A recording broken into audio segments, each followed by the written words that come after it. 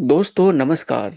Story by Rakesh में आप सभी का स्वागत है। आज की इस वीडियो में हम बात करेंगे मूवी जिसका नाम है काल्की 2898 एडी। इस वीडियो में मैं आपको बताऊंगा कि स्टोरी लाइन कैसी है, डायरेक्शन कैसा है इस मूवी का, एक्टर्स का रोल क्या है, कौन सा एक्टर किस कैरेक्टर को प्ले कर रहा है, किसकी एक्टिंग अच्छी है, किसकी एक्टिंग खराब है, इस मूवी में क्या चीजें मुझे काफी अच्छी लगी, कौन सी ऐसी चीज है जो मुझे बिल्कुल बेकार लगी जो इम्प्रूव की जा सकती थी।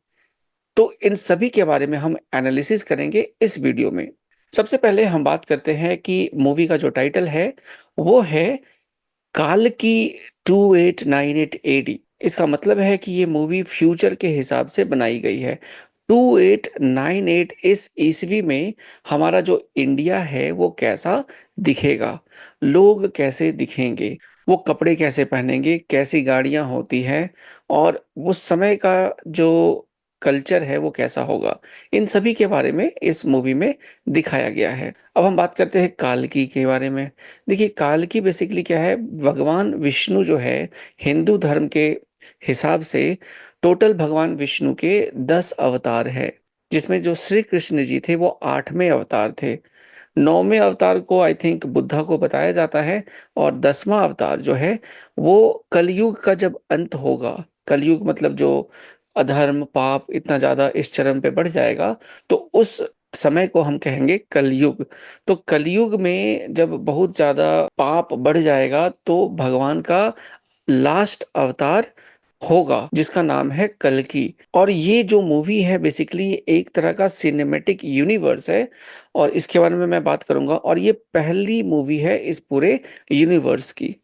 तो इसका मतलब है कि ऐसे बहुत सारे आगे मूवीज आएंगे अलग अलग कैरेक्टर्स को लेकर। अब देखिए काल्की का मतलब समझ में आ गया, 2898 का मतलब आपको समझ में आ गया। अब हम बात करते हैं कि मूवी जब स्टार्ट होती है प्लॉट क्या है उसका। देखिए मूवी स्टार्ट होती है महाभारत जो 6000 साल पहले आपका हुआ था।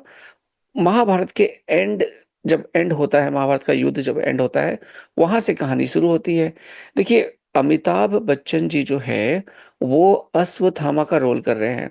अगर आपको अश्वत्थामा का नहीं पता तो मैं आपको बता देता हूँ। अश्वत्थामा जो है द्रोणाचार्य जो गुरु होते हैं पांडव के, उनका वो पुत्र होता है जो अमिताभ जी रोल कर रहे हैं। अश्वत्थामा जो है अपने पिता की मृत्यु का बदला लेने के लिए सारे पांडवों को मार देना चाहता है।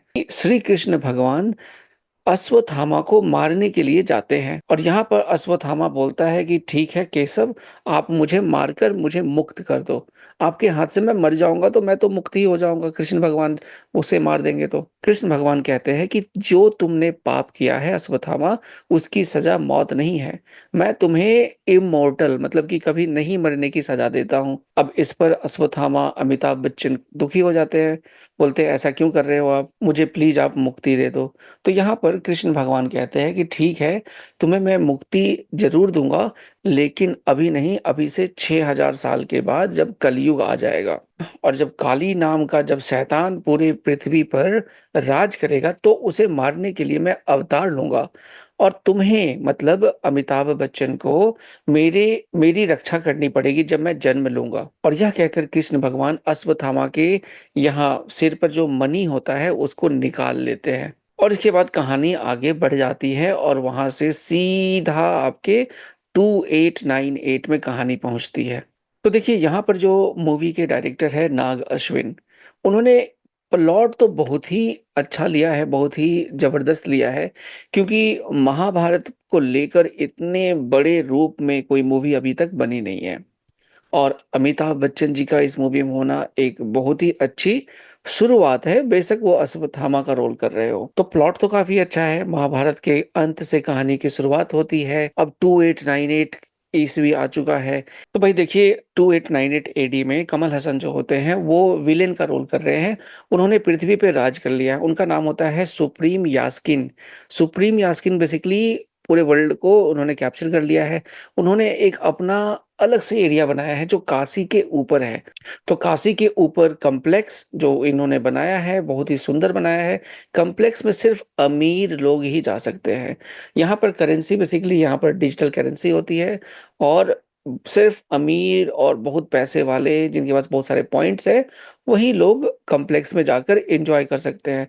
उसके अलावा पूरा का पूरा जो अर्थ है वो गरीबों से भरा है या लाचार लोगों से भरा है जिनके पास खाने के भी पीने के भी पैसे नहीं है। अब यास्किन जो है पृथ्वी पे राज करना चाहता है, कंटिन्यू करना चाहता है, और उसे अंदर से पता है कि भगवान कालकी का यहाँ पर अवतार होने वाला है। यास्किन काफ़ी बूढ़ा हो चुका है और उसको फर्दर उसको एनर्जी के लिए एक सीरम की ज़रूरत होती है, जो सिर्फ़ उन्हीं लड़कियों से मिल सकती है जो प्रेग्नेंट बनने लायक है।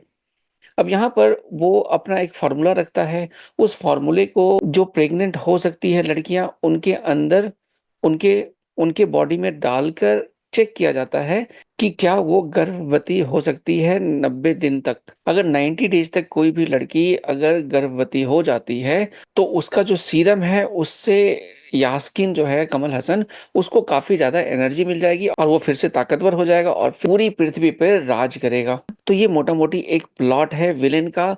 अब अमिताभ बच्चन जी जो है अभी तक मरे नहीं हैं 2898 में भी, क्योंकि उनको श्राप मिला है केशव मतलब कृष्ण भगवान से। अब यहाँ पर प्रभास की एंट्री होती है। प्रभास बेसिकली एक रिबेल है जो जिसके पास पैसे नहीं है लेकिन वो चाहता है कि मैं अमीर बनूँ और कॉम्प्लेक्स में रहूँ, जो यास्किन ने बनाया है। अब इस मूवी में एक और एरिया के बारे में बताया गया है जिसका नाम है संबाला।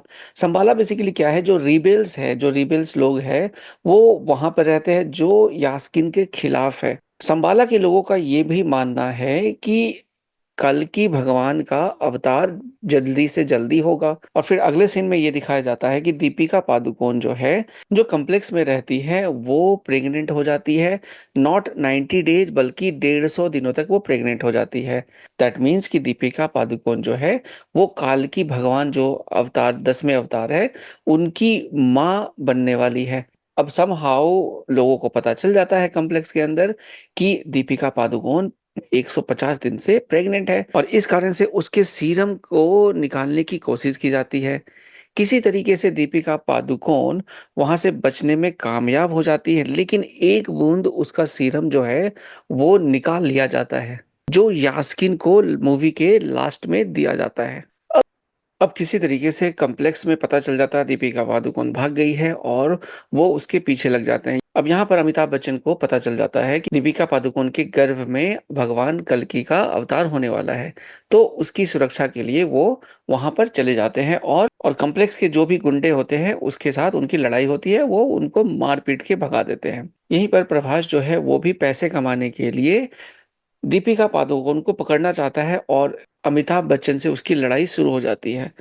लेकिन अमिताभ बच्चन तो क्योंकि अश्वत्थामा है, उनके अंदर ज़्यादा पावर है और वो कई बार प्रभास को हरा देते हैं। अब इसी तरीके से मूवी चलती है और फाइनली मूवी के एंड में दिखाया जाता है कि जो सीरम था, एक बूंद जो दीपिका पादुकोण से निकाल लिया गया था, उसको यास्किन अपने शरीर के अंदर डालता है और जो काफ़ी बूढ़ा 200 साल का यास्किन हो गया था, अचानक से एकदम जवान सा हो जाता है, उसकी बॉडी काफ़ी अच्छी हो जाती है और फिर से वो काफ़ी ताकतवर हो जाता है। यहाँ पर कॉम्प्लेक्स के अंदर ही एक बहुत बड़ा धनुष मिलता है जो कोई उठा नहीं पाता है और इसी धनुष को क्योंकि यास्किन ने वो सीरम पी लिया है जो एक्चुअल भगवान का सीरम है, क्योंकि उसके अंदर भगवान का अंश है, उसमें इतनी ताकत आ जाती है कि वो उस धनुष को उठा लेता है। और यहाँ पर मूवी खत्म होती है और नेक्स्ट पार्ट में ये दिखाया जाएगा कि जो यास्किन है काफ़ी पावरफुल हो गया है और प्रभास का भी जो नया रूप इसमें दिखाया गया है एंड में, कि वो एक्चुअल कर्ण जो है, महाभारत का जो कर्ण है,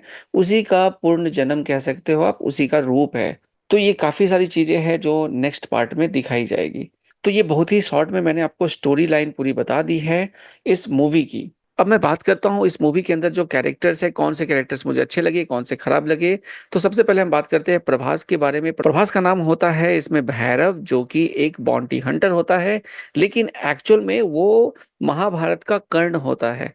जो कर्ण होते हैं वो 2898 एडी में उनका फिर से जन्म होता है। तो ये भी संकेत करता है कि जो कई सारे जो कैरेक्टर्स है महाभारत के, हो सकता है कि अगली मूवी में उनके भी यहाँ पर जन्म हो और वो भी अगली मूवी में इस सीरीज का पार्ट बने। मिला जुलाकर प्रभास की एक्टिंग ठीक ठाक है, लेकिन जो कॉमेडी के सीन्स स्टार्टिंग में प्रभास से कराए जा रहे थे उतने ज़्यादा इफेक्टिव मुझे नहीं लगे। समहाउ कॉमेडी ठीक थी, लेकिन थोड़ी सी ज़्यादा हो गई उनके कैरेक्टर पे, प्रभास पे। वो सूट नहीं करता, वो उतने अच्छे तरीके से नहीं कर पाते। तो अगर उसको थोड़ा-सा सीरियस दिखा दिया जाता ज़्यादा, क्योंकि जो कर्ण थे महाभारत के वो भी ज़्यादातर हमारे माइंड में थोड़ा-सा उनका सीरियस वाला जो रूप है, वो माइंड में बैठा हुआ है, तो इतने कॉमेडियन तो शायद वो नहीं थे। ओवरऑल इनकी एक्टिंग काफ़ी अच्छी है, जैसे ही वो सीरियस होते हैं तो काफ़ी अच्छी एक्टिंग, एक्शन वगैरह जो सीन्स हैं, काफ़ी अच्छा करते हुए नज़र आते हैं प्रभास। अब मैं बात करता हूँ दीपिका पादुकोण की, तो वो काफ़ी ज़्यादा कन्फ्यूज़्ड नज़र आई है इस मूवी में। जो लेडी भगवान को अवतार देने वाली है, वो 100% कॉन्फिडेंट होनी चाहिए। ठीक है, स्टार्टिंग में उसको पता नहीं था कि उसके साथ क्या हो रहा है, लेकिन पूरी की पूरी मूवी में इतना ज़्यादा वो मुझे मतलब सरप्राइज़ हो गया कि मैं इतना ज़्यादा दीपिका पादुकोण कन्फ्यूज़्ड है। क्यों कन्फ्यूज़्ड है? उसको एक स्ट्रॉन्ग लेडी दिखाना चाहिए था। हाँ, स्टार्टिंग में कन्फ्यूज़न ठीक है, बट वन्स शी नो उसको थोड़ा-सा उसके कैरेक्टर को, दीपिका पादुकोण के कैरेक्टर को इम्प्रूव होना चाहिए था।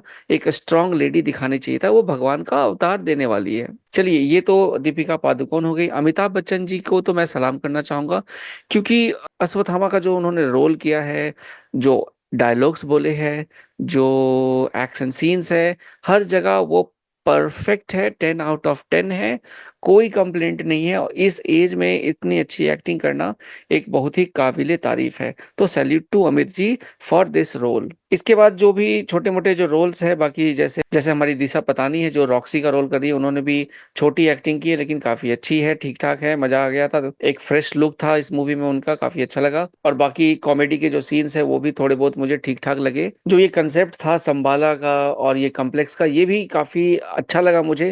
लेकिन जो प्रॉब्लम आती है कहीं न कहीं ये है कि जो आप मूवी के साथ जिस तरीके से आप जुड़ सकते थे, उतनी ज़्यादा आप जुड़ नहीं पाओगे। मेरे कहने का मतलब क्या है कि जो भी इन्होंने एक्टर्स का सिलेक्शन किया है, वो थोड़े और अच्छे हो सकते थे, या जो सीन्स बनाए हैं इन्होंने, 600 करोड़ लगा दिए हैं इस मूवी में। डेफ़िनेटली अल्टीमेट सीन्स है, एक्शन सीन्स और जो उन्होंने बनाया है। लेकिन मुझे समहाउ जो काशी इन्होंने दिखाया है 2898 एडी में, वो थोड़ा इम्प्रूव किया जा सकता था। कहीं न कहीं ऐसा लगा कि जो हॉलीवुड की मूवीज़ है, अलग-अलग मूवीज़ से थोड़े-थोड़े कांसेप्ट इन्होंने कॉपी कर लिया है। ओवरऑल अच्छा है, जैसे जो महाभारत का जो सीन है वो बहुत ही ज़बरदस्त है, और उस टाइप से अगर अगली मूवी में महाभारत का सीन अगर 10-15 मिनट का अगर दिखा दे तो डेफ़िनेटली वर्थ होगा। अब अगर मैं रेटिंग्स की बात करूँ तो इस मूवी को मैं 7 आउट ऑफ 10 दूँगा, क्योंकि देखिए जो कांसेप्ट है वो बहुत ही अच्छा है, और जो इसमें जो ग्राफ़िक्स है, फाइटिंग सीन्स हैं और जो इमेजिनेशन है वो मिला-जुला के काफ़ी अच्छी है। इस कारण से इसकी रेटिंग ऑल्दो मेरे हिसाब से 5.5 होनी चाहिए, बट इसको मैं 7 दे रहा हूँ। स्टोरी लाइन थोड़ी और इम्प्रूव की जा सकती थी, कैरेक्टर्स को थोड़ा और अच्छा इनको लेने की ज़रूरत थी। अगली मूवी में अगर ये काल्की भगवान का जो रूप है वो दिखाते हैं, तो वो सब कैरेक्टर्स इनको काफ़ी सोच कर अच्छे से लेना पड़ेगा।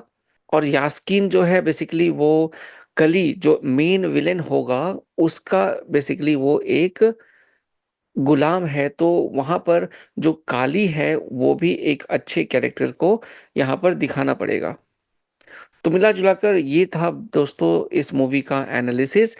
कहाँ पर मूवी मुझे अच्छी लगी, खराब लगी, इस पूरी वीडियो में मैंने आपको बता दिया। किस एक्टर ने अच्छा रोल किया है, किसने थोड़ा गलत किया है, ये भी मैंने अपने व्यूज़ आपको दिए हैं। आई होप आपको ये वीडियो पसंद आई होगी। वीडियो पसंद आई हो तो चैनल को सब्सक्राइब करना ना भूलें। चलिए मिलता हूँ अगली वीडियो में, तब तक के लिए जय हिंद, जय भारत।